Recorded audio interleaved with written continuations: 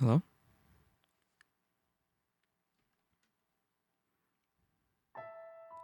Hello, hello. It's been approximately a week since about the last time I recorded. It's been a pretty okay week weather-wise. Thankfully, the weather has not been as humid, so I've been able to enjoy this past week. I've been looking very forward to reading this. I'm really hoping I don't mess up as much in my pronunciation of things, and I'll try to give it as good of a go as I can again. I'm gonna load up and get started. Let's see. We left off on her declaring her potential love.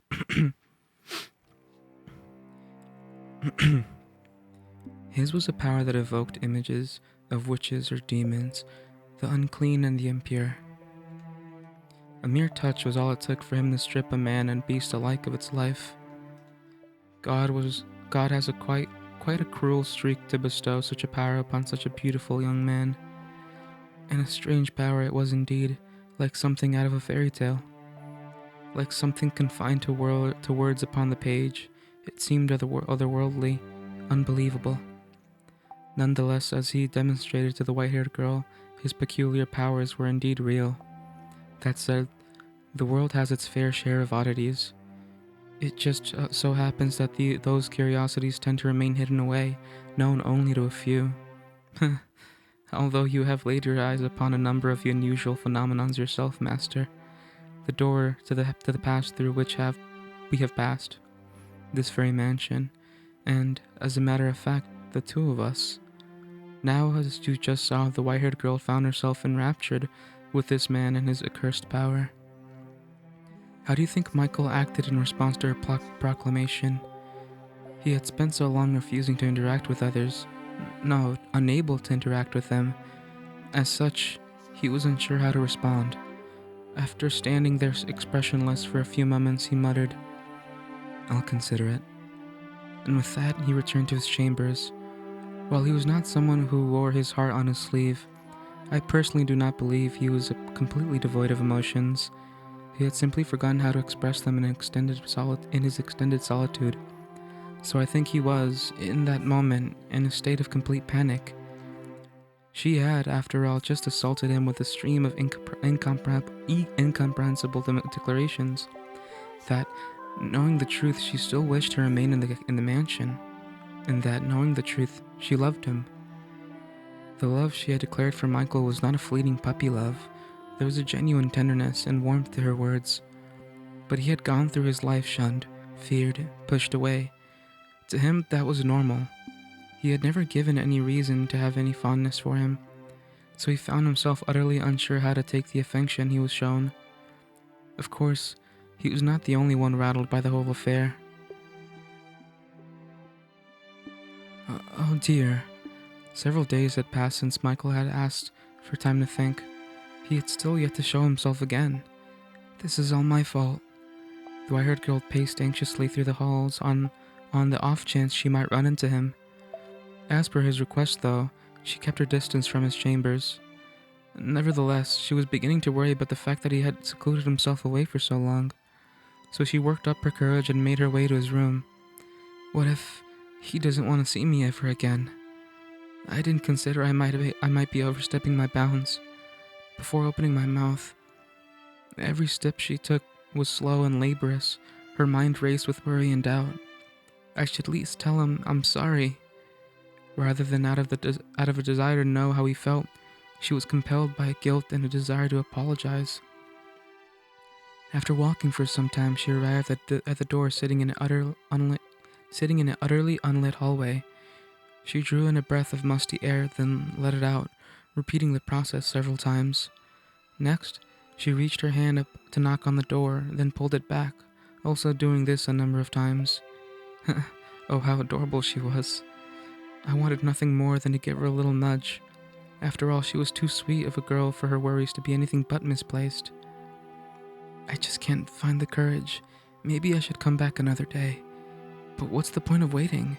I need to apologize and get the weight off his back now. She gathered her courage once more, this time determined she would do it. The white-haired girl moved her small fist toward the door, which then swung open. I'm sorry. Please, you must announce your presence. I almost walked right into you. Are you in that much of a hurry for a mishap?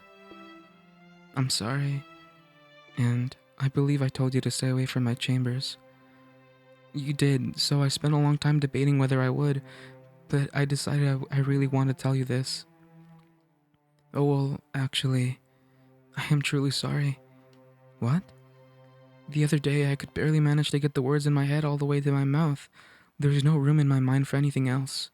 I shoved my own thoughts and feelings into your face, not considering that might not be what you wanted, just running nonstop, not thinking at all. I was terribly disrespectful to you, completely selfish. You're a kind-hearted man. I truly believe that. But you were the only one being but you were only being courteous because you're such a nice man. I'm sure you have little interest in the affections of a queer little girl. So, I would love it if I could stay here. It would be a wonderful blessing, but if you really don't want me here, if my feelings are imposing upon you, then I apologize. I'm sorry and I'll take my leave of this house. Um, I'm sorry. Don't be. My mind went blank for a moment. What? I find it difficult to comprehend you. The other day, you were firm in your intentions to say, and now you say you'll leave without a struggle. You you holed up in your room for so long that I thought you didn't want me around. To be honest, I want to stay here. I do. I think you should do whatever pleases you. Huh? You can stay or you can leave. I will not pressure you to do one or the other. So, I'm not imposing? To tell you the truth, I had to think about that for some time. However, I have now come to something of a solution. Since you're here, come into my room. What? But I thought I wasn't allowed to prevent from what almost happened a few moments ago, so we don't accidentally run into each other. Sorry. You're forgiven. Now, come in. Oh, okay. Is this a necklace? If that's what it looks like to you, then I suppose that means I succeeded. Pick it up. It has a little bell. It's adorable. Please make an effort to wear that while you're in the house, because it's so dark. There will always exist the risk that we might accidentally bump into one another, so I try to come up with a way to reduce that risk. Does that mean you didn't leave your room because you were working on this? That's right. What other reason would I have? I think most people would assume it was because they had put you in a bad mood or that you didn't want to see them. I have little sense of how most people see the world. Sorry. I appreciate it though. I'm really glad to know that you put so much thought into a life together with me. It would be difficult not to after the other day. I'm so happy right now. I can't think of anything better and I can't think of any better word to describe it. I couldn't be happier. You're being dramatic. To tell you the truth, I feel a little bad about it. Why? It seems rather impertinent to fix a bell to somebody. You're not livestock, you're a person. That's why you turned it into a necklace? Thank you very much. I'll keep it on me at all times. I really, truly appreciate it, Lord Michael. Please don't call me Lord. Alright then, I'll just call you Michael. And will you please call me Giselle? The windows. What? If we could open the windows? Never mind. I was just thinking that you wouldn't need the bell if we can get some light in here. They can't be opened? They're arrested shut. All the windows have been shuttered for as long as I've been here. I assumed you had them boarded them up all the way. That was done long before I ever arrived. After so many years here, though, I hardly considered it an inconvenience anymore. It also serves to repel wanderers. Oh, really? Is there something odd about that? No, no. It's just, I realized I had the wrong impression about a number of things. As I learn more, I see things in a different light. I see you in a different light. And I'm sure there's still plenty for me to learn. Of all the people I've ever met, you are perhaps the most difficult to predict. Not only do you have no aversion to the darkness, you... The dark? Has always been a close friend of mine. Wish it wasn't to say I dislike the sun. Its light can simply be a little too strong for me. I'm like some kind of unholy monster that can't be exposed to sunlight. You're anything but unholy. My name would suit you much better than me.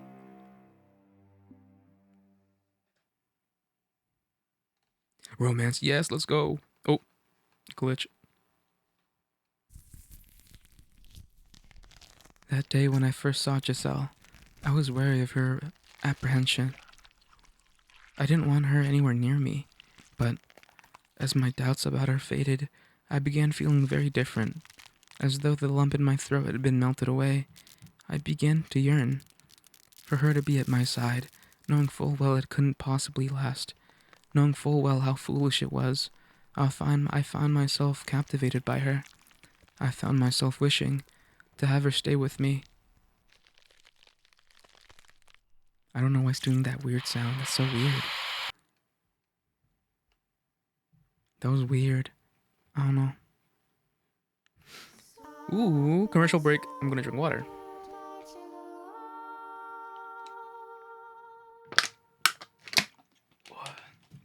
Ooh, water on a hot day feels so good. And that marked the true beginning of their quiet days together in that dark mansion. They acknowledged and accepted each other's presence, no longer isolating themselves, but actively, regularly conversing. As mundane as it might have seemed, it was something they had been unable to attain until then. Nevertheless, they were still somewhat fumbling around in the dark with one another, drawing closer and pushing away again. Michael, in his own ungraceful way, was beginning to open himself up to the things she said, and the white-haired girl was beginning to smile with greater frequency. They had taken to dining together, and her wish of learning to read was being granted. He taught her in the feeble light of a candle placed upon the table, the two sitting across from one another. Though Michael seemed to be well educated, he had not been instructed in the art of teaching, so he found the process quite grueling. But to the white-haired girl, the longer it took, the better. Her primary objective was, after all, to spend time with him. The days passed, and eventually she reached the point where her comprehension was adequate enough without assistance. Her next request, then, was for them to read through a book together. Have you read every book in this library? No, I stopped looking at them for after a while. Most everything I'm sent is dull, uninformative dreck. The Diary of a Lord, foolish make-believe tales. You're not fond of fiction, I take it? What value is there in the lies and fantasies of another? Stories can be invigorating. Tales of adventure can take you places you could never go. Legends of hero, folklore, stories of old otherworldly phenomena. They can be terrifying and they can be exhilarating. They may not be real, but they give you a little glimpse into the author's heart, let you feel like you're seeing the same thing they saw. You're a very empathetic girl. Fiction inspires nothing of that sort in me. However, perhaps long ago it may have been able to, though I can no longer remember what it feels like. I'm sure it'll come back to you. You're not an empty man. Sorry, I'm making you uncomfortable again. How about we read this book today? It appears to be a collection of legends. You haven't read this one yet, then? That's good to hear. It'll be more enjoyable if it's a new experience for both of us. It looks like it's a record of local legends. The book is divided into several sections, though it appears to be mostly superstitions. I am curious what kind of stories this area has. The two of them were looking down at a simple, undecorated volume, as the white-haired girl had said it. It seemed to be a collection of local legends passed down generation to generation. They sat across from one another at the table, her turning the pages and Michael simply watching as to not brush against her. Eventually, her eyes were drawn to a particular word on one of the pages, bringing her hand to a stop. The witch? The chapter was detailed. The chapter detailed the story of a witch, or more precisely, a witch's curse. The story went something like this. There once was a witch, skilled in the dark arts. She lived a meager but peaceful life alongside of the other villagers. But then a long drought struck the village, which the people blamed on the witch. The witch was sentenced to death, and as the fire blazed around her, smoke rose high into the air. The smoke soon became a rain clouds, blessing the village with an end to the drought. The crops were revitalized, and the villagers fancied themselves heroes. However, the rain also brought madness upon the people. Though the earth below them was lush and fertile, the villagers were losing their minds, and they eventually began to take each other's lives. The witch still lived on, in the form of a curse. Many fell victim to the witch's curse, though it did not only take it, also fulfilled people's desires. The villagers had gone mad, but their wish for freedom from the drought had been granted. Thus, the legend has been passed down as follows. The witch will grant your wish in exchange for great sacrifice. As smoke in the sky, she watches down upon us from above. To reach the witch, climb for the heavens. But know that road is a road to destruction. People still believe in the witch's legends, even now, I suppose, and that's why I face accusations of being a witch. This is not an area very welcoming to outsiders, especially one who stands out as much as you. What brought you to this region in the first place? Mine is a story I'm sure you've heard before. I was cast out of my house. I come from a very poor family. We could barely even afford to keep everyone fed. Being as weak as I am, it was only natural that I would be the first to go. I see. What I don't understand, though, is why the witch is said to grant people's wishes. That is to say, she had the reason enough to hold a grudge, but not to give people things they asked for. All we have to go on is a few pages. There's nothing to say that what might have been changed or added over time, and it's almost certain the entire legend isn't written here. That said, if we are to accept everything as written, you can infer that what the witch's reason might have been, and that is, if you truly want it that much, you can have it, but I'll make certain you suffer. Your suffering outweighs it. Despair that comes after a moment of happiness is far more agonizing than despair alone. I presume that is why the witches decided to grant people's wishes. That is one way to look at it. May I ask you something? Go on. When I first arrived here, you told me that a cursed witch used to live in this mansion. After reading this legend, I'm now finding it hard to believe you made that up simply to scare me away. I appropriated the tale, nothing more. It is said that the witch was born in this house. What? Quite the place my family found for me. But it was a clever decision to put me here, I think. Not many people are likely to come near a house with such pedigree. But... no, never mind. That makes sense. I suspect I know what she was going to say then. If the witch is said to grant wishes, then why wouldn't that also attract people who are so desperately to want something?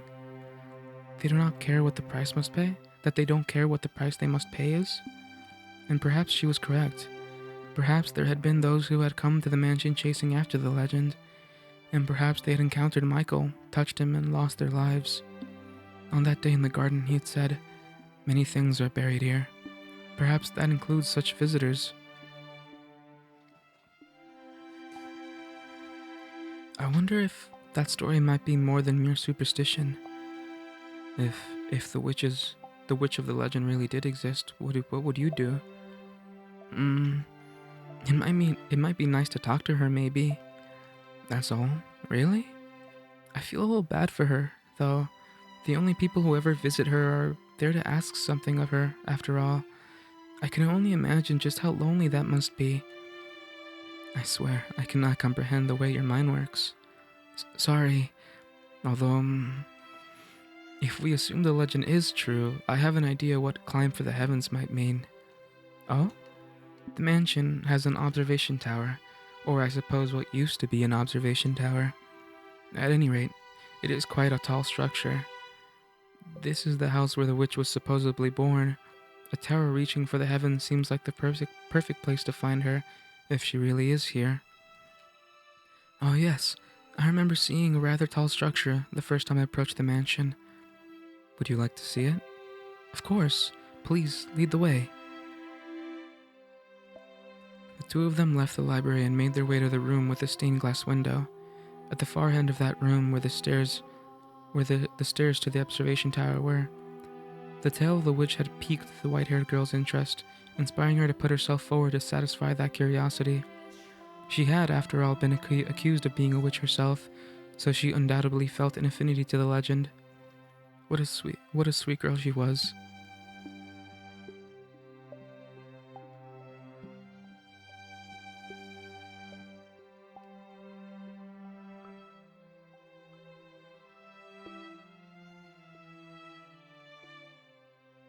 With Michael in the lead, the two climbed the long spiral staircase. There were many more stairs than the white-haired girl had anticipated, and she soon found herself short of breath. Rectangular windows were carved out of the stone in regular intervals. Peering through one of them, she could see a village in the distance. A pleasantly cool, high-altitude breeze brushed across her face. After much climbing, they arrived at the top, where the door made of partially rotted wood stood. Michael pulled open the door, revealing a small room with no windows or doors in sight. This is the top of the tower? Despite it being called an observation tower, you could hardly observe anything from here. Her face contorted in confusion, the white-haired girl threw her gaze about the room. Glancing up, she saw only a darkened ceiling, and slightly below it a small single window through which shone a little ray of light. The beam cleaved through the darkness like a sharpened blade of beautiful sword. The darkness draped over the rest of the room only served to make more impressive that solitary ray of light. It had a magical, fairy tale quality to it. As if being pulled in by it, she drew toward the light. I suspect there was once a large window in this room. If you look closely, you can see the seams in the stones and the walls. The color of the stone differs slightly on either side of the seams. I presume something caused them to seal off the window after it was built, though I don't know what that something might be.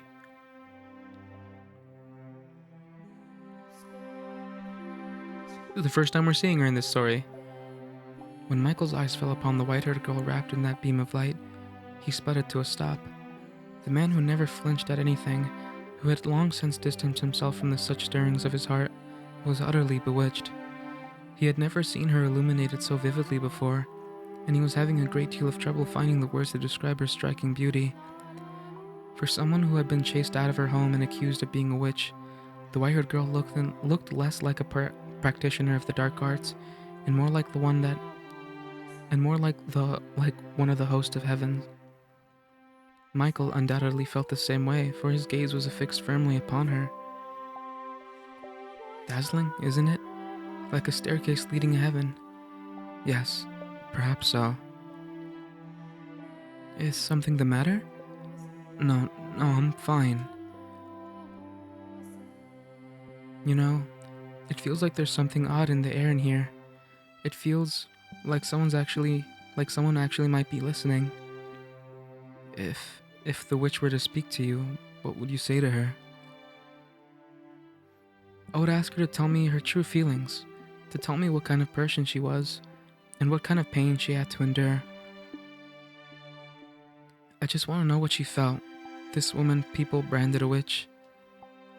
The legend was written from a neutral perspective. It's possible she was the fearsome witch. It's also possible she wasn't. I get the feeling she was just persecuted, like me and you. Unlike you, I truly am impure. Disagree all you want, but my touch kills.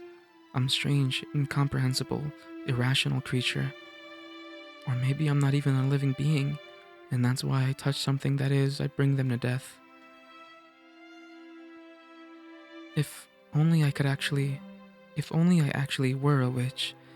If only I actually had some kind of extraordinary power, regardless of what it came from God or the devil, then I would be able to grant people's wishes. My wish need not be granted. But it's what I want too. I wish to be able to touch you. I would be perfectly content with nothing changing, with us never being able to touch one another. I would be more than happy with that. But I'm allowed to dream, aren't I? It doesn't have to be in this life. I pray the day will come that we can get closer, even if it has to happen in another life. Happiness is very much a stranger to me, but am I allowed to dream too? You are. I will never touch you, I swear it, but I would like to dream about it. I would like to imagine placing my hands upon your cheek.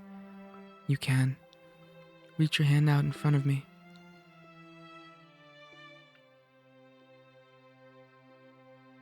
I will imagine it too. I'm imagining your fingers running through my hair, brushing up against my skin. I can feel your warmth. There was a wall between them, a wall they could not cross, for if they did, it would mean the white-haired girl's death. No matter how much they yearned for it, they could not touch one another, so they did so within the confines of their imaginations, envisioning it in so much detail they could manage. It was sad, but sweet, a moment of pristine, untainted beauty.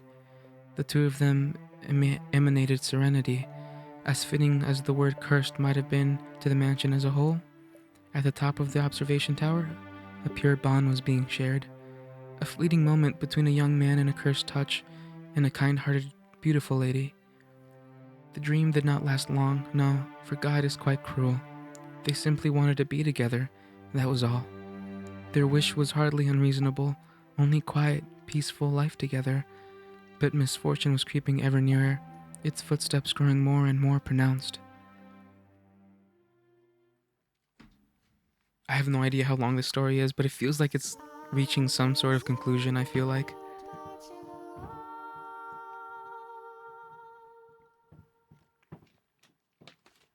Oh, one water bottle down. Oof. They got neighbors. Is someone at the door? The flow of time was hazy within the mansion's walls. They had little way of telling whether it was night or day, preventing them from knowing exactly how much time had passed. The white-haired girl had made a habit of climbing the observation tower every so often to see whether the sun was up, which allowed her to approximate the time of day.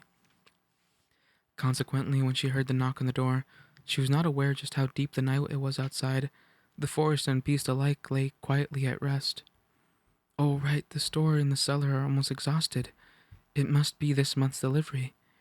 Not thinking that it was worth bothering Michael over, she made her way out of the chamber and headed for the entrance. There had only been a single knock, leading her to conclude that, as before, the servant had simply left the box outside. So without a second thought, she opened the door, and there she saw a strange, vagrant man standing in the moonlight. His clothes were tattered, his bearded face bony and emaciated. She gasped, shrinking back several steps.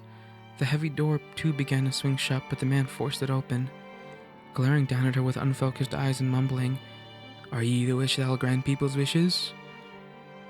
It was in that moment the white-haired girl realized that she had been careless. The man had sought out the mansion because he believed in the legend of the witch, and he did not seem particularly right of mind, either, or perhaps as a result of the wandering through the forest for several days, or perhaps it was because he was so beaten down that he thought to ask the witch for help. In other words, he seemed mad. No, there is no witch here." "Sure there is, don't you lie to me. I can hear the witch's voice. She led me to this house." No, I promise you there isn't. Now please, be on your way." "Have you any idea how long it took me to find this place? How many days I've gone without food or water?" "What are you telling me, to get lost?" I don't know what you want from me. I'm happy to give you a little food, so please. Is there really no witch? There's no witch here. It's nothing but a legend. If she does exist, she does not live here. I see. That means you're just an ordinary person. Just an ordinary girl. So there ain't nothing you can do. No, get away from me. What are you doing? Why waste time waiting for you to get me a little grub when I can just take it all? I'm starving here. I'm so hungry I could eat human. You're about to commit a grievous sin. Are you not ashamed to act in defiance of God? God? If I believed in God, would I come begging to a witch? I don't fear him, and I'm sure I don't fear people. Oh, God's gonna show up to this house in the middle of nowhere. Who's gonna come calling out? Who's gonna stop me? No one. That's who. No one's gonna stop me, and no one's gonna offer me salvation. There's a thought though. You're a woman, so before I kill you... What are you doing? What? There's other people here? The white-haired girl laid pinned on the floor beneath the young bandit, pleading for help with her ruby eyes. As soon as Michael grasped the situation, he tossed his candlestick aside and leapt for the man. The candlestick gave a sharp clang when it hit the floor. The impact extinguished the flame, bringing the mansion to a near-perfect darkness. Something glinted in the bandit's hand, and then, without hesitation, he thrust it at Michael. Michael! You stupid must be to come at me unarmed. In his hand, the man held a knife. It tipped, dripping with Michael's blood. Red spilled from the gash in his arm, the flowing growing heavier with each passing moment. You're the only other person here, by the looks of it, eh? Perfect. I'll take you both out. You. What? You don't appear to know whose house you try to break into. What are you on about? Regret your ignorance to your very last breath. You're messed up in the head, you madman. You still stay there back. Take one more step and I'll...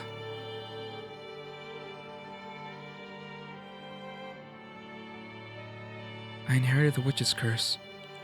Let go. Michael clutched the man's face in one hand. The man raised his knife to strike back, but... What's happening? The strength drained from his fingers, the knife falling to the floor. The man writhed in Michael's grip. My face, I can't breathe. Leave this place immediately, though you won't get far afflicted with my curse.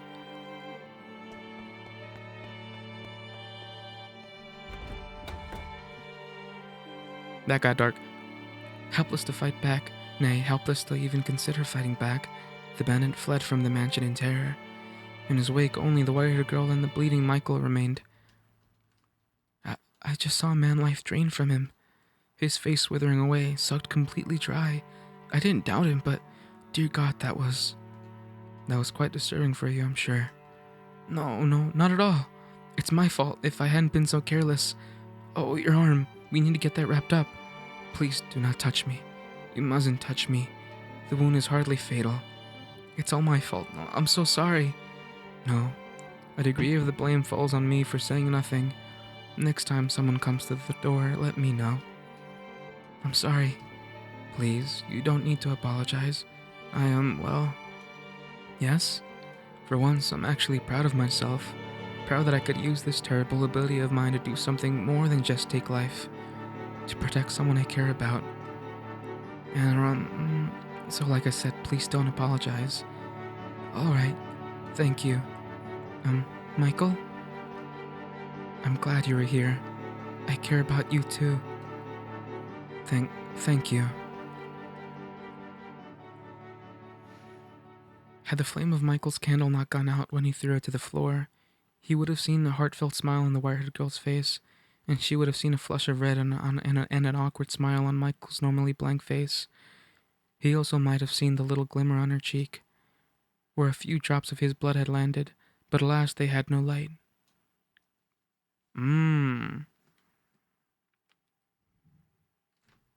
I don't know how the story ends. I forgot. There's like 2 stories that I remember how it plays out, and it's another one and the first one. The collapse to their happiness came slowly, gradually. Perhaps it was because she had touched his blood instead of his skin, but the deterioration of the white-haired girl's health crept along at a relaxed pace. The life was not sucked out of her in the blink of an eye, as it had been from the bandit. She merely grew progressively less and less healthy. Amidst her physical decay, she was bestowed with one blessing. Her beauty remained untouched. But as far as blessings went, surely there were others she could have been granted. Could God have not picked something a little bit better for her? By the time the two of them realized what has happened, it was already too late. The white-haired girl had grown so weak she could hardly leave the bed. Yes? Are you there? I am. Thank goodness. I can't see very well anymore. How could this happen? I thought I had saved you, but no, I did not. I did the exact opposite. Please, don't talk that way. You did save me that day. But you're on the cusp of death now, and it's my fault. Because of this curse I bear. How could this happen? Why did this have to happen? What am I? Why was I given this body? Michael, can I, ask you a favor? Go ahead. Stay with me, please. As much as you can, until the very end.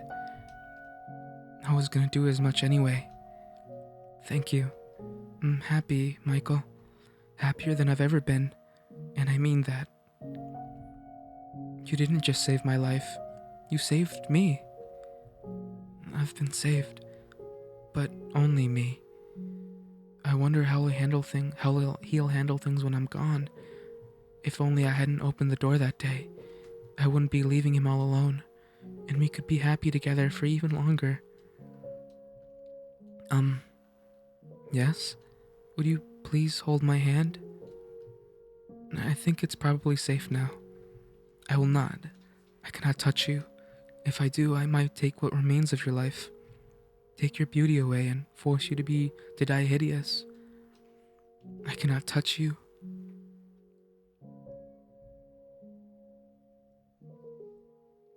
Is that how the story ends? Am I crazy? Did this story end that abruptly? Or is there way more that I'm not remembering?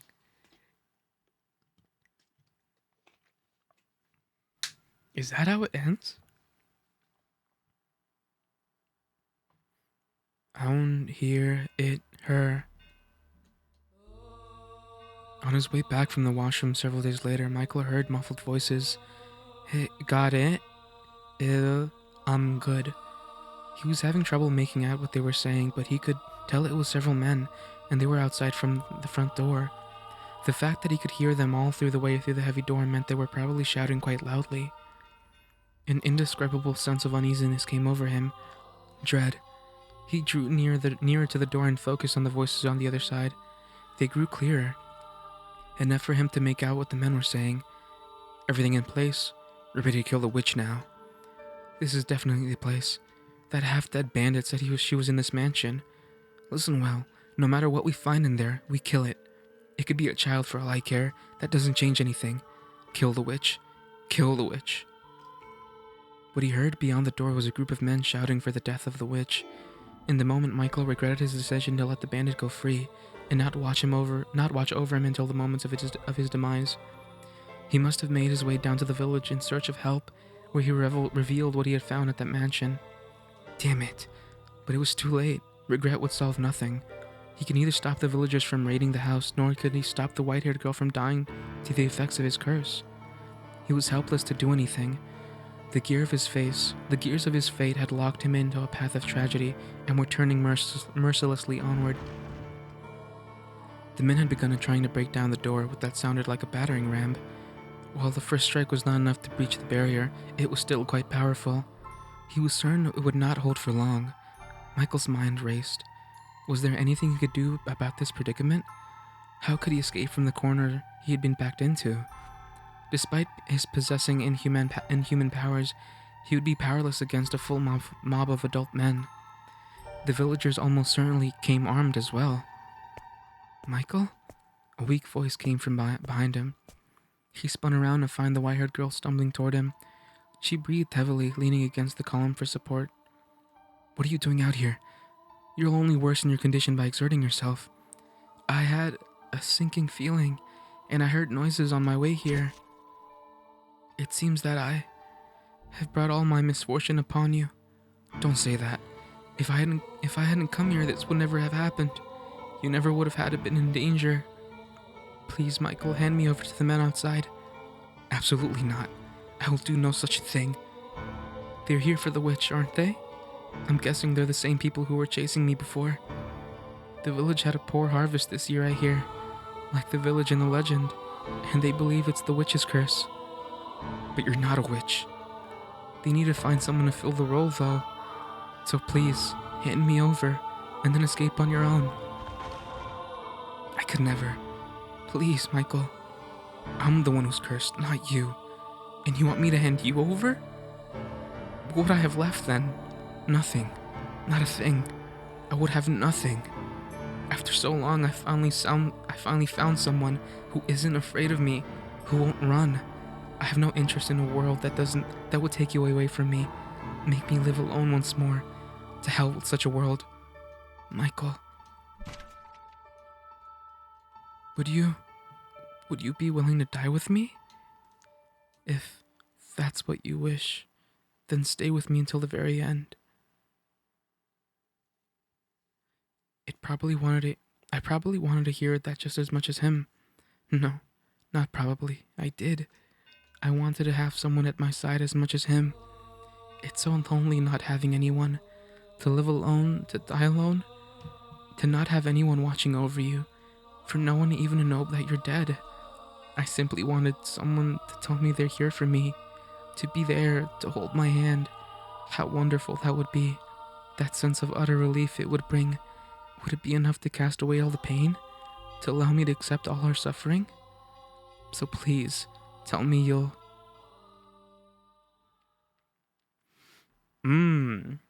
It's all about this corridor. I think they're going up the thing. Michael and the white-haired girl chose to spend their final moments at the top of the observation tower.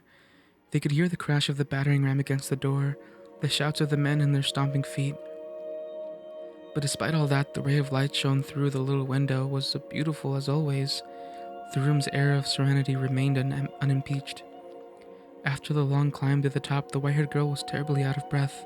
Michael considered several times offering her his hand, but the possibility of doing that might rob her of her last scrapes of life stayed at his hand. It sounds like they broke down the door. I'm glad we made it up here when we did. I'm so sorry for asking this of you. Don't be. I would have chosen here for my final moments as well. This is the only place in the mansion with any sunlight. The one place I can get a good look at you. Thank you.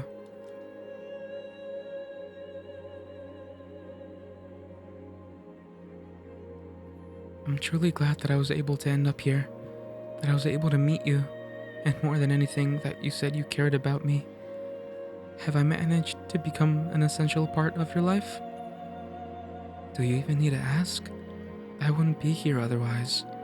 I feel the same way as you, I'm sure of it. The two of us are more similar than you probably care to admit. Can I ask you one more thing? Go on. Would you embrace me? If this is to be the end, if this is to be my last chance, then I don't want it to end without having been able to touch you. Please, don't refuse me this, Michael. Just do it, please. I won't keep you waiting so long. Thank you. The truth is, I always wanted this. I dreamed of being able to hold you. I dreamed of it too. Thank you. I'm so very...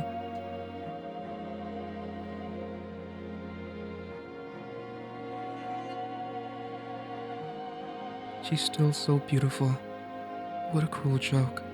Could you have not given us some of their miracles? One that would allow us to both survive? Where are you? Where'd you get off to? I can't find her, damn it. Hey, there's some stairs over here. They lead up. Beneath the single ray of light, the white-haired girl lay completely still. Not even a frail sigh escaped her closed lips. She remained as gorgeous as ever, as though she had simply fallen asleep in the sunlight. Looking down upon her, Michael determined to do just one more thing. I will not allow anyone to sully this sight. He gave a fleeting glance back to the pristine corpse, then opened the door and stepped through it alone. He would protect that room where she lay. Hey, there's someone up there. So this is where you've been hiding, you infernal witch. Wait, that's not a girl? The raucous sound of their footsteps rang up from below.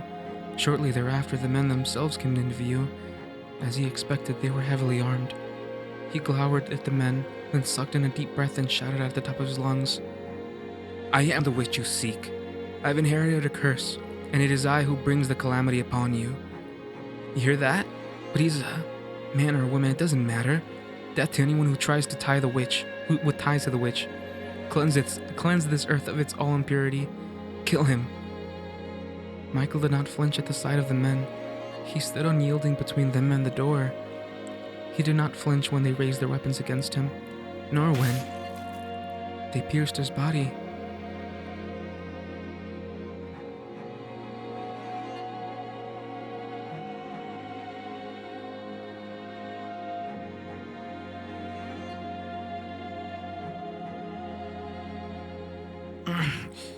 Die and take your curse with you.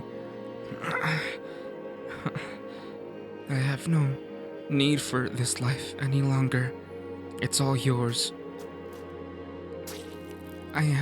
I'm cursed to kill even that which I wish to protect, but at the very least, I can protect one thing before my life is done. Not even one of you will leave this place, wither and die by my curse. The blood spilling from his skewered body flowed down the stairs and down like a river, soaking the feet of every single man who had stormed the mansion. This was the last thing he saw before the little grains of life slipped between his fingers, which brought a faint smile to his lips.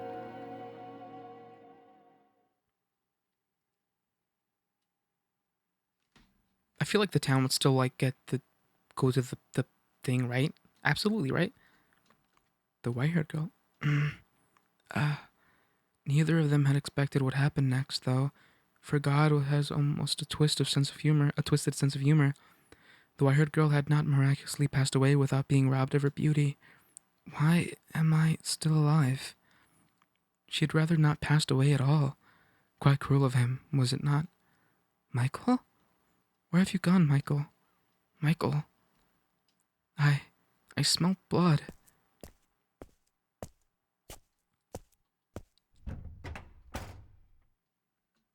For had he allowed her to die, she would not have been made to witness the scene that awaited her. No. And I'm sure you know just what she had laid her eyes upon that moment. The ravaged corpse of her beloved, a torrent of blood streaming down the spiral staircase, and the sickening stench it raised. No, why? And his was not the only body. The villagers who had assaulted the mansion had been subject to his curse, the life drained from their withered shells. Why did this? Michael, why? Why am I the only one still alive? That is a question I cannot answer either. Perhaps his curse did not affect those he loved, as terribly cruel as that might be. I cannot say. Why, you said we would go together. A world without you has no meaning. Had she actually expended her life there in the room at the top of the tower, perhaps this tale could have had a happy ending. She would have at least been able to have the man she loved at her side until the very last moment upon this earth. But that's not what had transpired. She had survived, left with nothing. I felt a profound pity for this miserable girl, so I called out to her. I was wondering where the maid was been this entire story. The witch Morgana. Would you like to see him once more? What? I have the power to help you meet him again. Who's there? Where are you? You know what they call this mansion. So who do you suppose remains these grounds? No way. You're from the legend. You actually exist. Now, I asked you a simple question. Would you like to see him again? The witch grants people's wishes, but at a price. I said I wouldn't ask for her assistance if I met her. But that's all changed, now that I've lost him. If it's truly possible, then yes, I want to see him. Bring him back to life. Regrettably, I cannot directly meddle with the forces of life and death. However, I can guarantee you this. Your reconstruction. Reconstruction? Correct. To ensure that you remain as yourself in future lives and are not reborn as someone else. Your body and mind shall be reconstructed, as shall his. If you sincerely wish to reunite with one another, if you genuinely need each other in your lives, you will eventually meet again. All I can promise you is eternal reconstruction. What you make of it is up to you. You want to see him again, don't you? You want to hear his voice again, don't you? You want to feel his hand on your cheek once more, don't you? If that's what you want, then you must remain who you are. If you're simply reborn, that wouldn't be you. So there wouldn't be any point, would there? Me as I am? And he as he is? Make up your mind, quickly. I'll not wait long. I want to see him again. Ha, as you wish, sweet little girl. I shall grant you both eternal reconstruction and pray with all my heart that you can attain true happiness. Shortly thereafter, the white-haired girl took her own life. She decided she had nothing to gain by remaining in this present time, and that in order to reunite with Michael, she needed to make her way to her next life. And thus the mansion was left bereft of a master to travel slowly through the ages until someone came along to give it life once more. That's door. That is a chapter.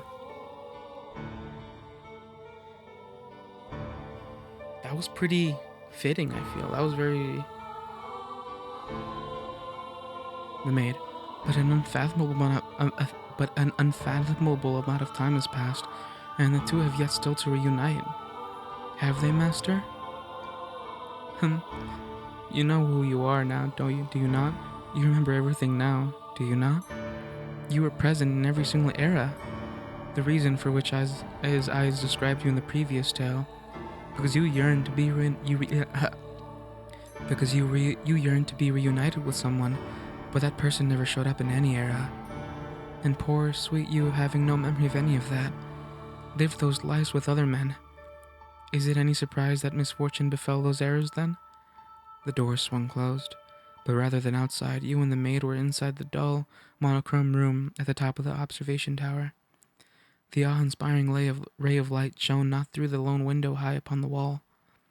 Wrapped in a curious, impenetrable darkness, you both stood alone in the room. The maid wore a gentle but brightly cold smile as she looked straight at you. It is not your fault misfortune befell you. The only force to blame is that of fate. You were always so kind, so pure of heart. You had a boundless trust for others and the goodness of people. You were the very image of all that is right. There is no greater misfortune than someone as pure and as beautiful as you, being mercilessly thrown into the grinding gears of tragedy again and again. I still pity you for everything you had to go through. You poor, poor soul. You must be utterly exhausted, constantly betrayed, the man you were waiting for never appearing. After so long, your spirit worn down to the bone. You lost any and all awareness of who you even were. Who were you hoping to find wandering into this illusionary mansion, cut off from the rest of the world? You and I are the only ones here. The man you seek is nowhere to be found. Have you still not figured it out? Then allow me to tell you everything. I am the cursed witch Morgana who haunts this mansion, and you are the tragic plaything of fate, the white-haired girl named Giselle. Did my calling you master confuse you? If so, then I apologize. My habit of calling the master or mistress of this house master is quite deeply ingrained. And yes, that means precisely what you think it does, that I have accepted you as my new master, that I wish for you to remain here, to stay with me. So let us put an end to this journey. Do not worry, there's nothing to fear. We're simply going to step outside of the river of time. Nothing unpleasant will ever happen to you again. I will be here with you for all eternity, and will give you my utmost care. You will have not to wait for anyone. Forget about him, the man you once sought, and I'm sure you shall find happiness. Please, do it for me. I've been waiting for you for so very long. I have wanted nothing more than to see you again. But you were continually stolen away from me, despite my sincerest desires to spend my days with you. Which is why I wanted you to recall everything, for surely you would not willingly repeat the same fate. If you knew of all the pain it has caused you to suffer thus far, spend eternity with me, in the gentle embrace of darkness. The maid extended her hand for you. Her fingers brushing up against yours were as cold as ever, but her breath tickled your skin pleasantly as her sweet words rang out in your ears, filling you with warmth. You thought back on your time with her in the mansion. She had indeed always treated you with great compassion, and nothing she said had been a lie. And so you pondered, what were you to do? Oh, don't give me an option. Oh! I'm gonna save it here and leave it for next time. Because I don't know. I think I'm going to choose next time. I'm going to save it. Thank you. I'll see you next time. Bye bye.